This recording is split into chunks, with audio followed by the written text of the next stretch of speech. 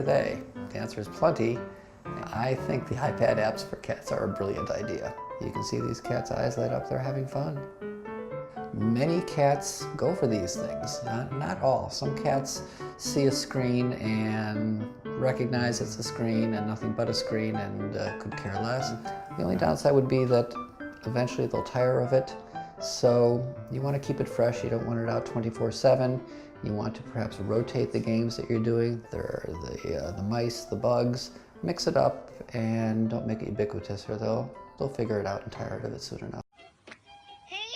Gerçekten harika bir kardan adam yapmışsın Obur. Evet, yalnız öyle her bakışımda karnım acıkıyor. Bu da ne?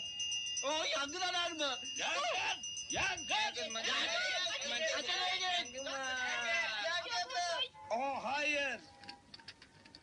Çabuk olun, herkes kovaları alsın. Gölden su taşıyalım şirinlerim, çabuk!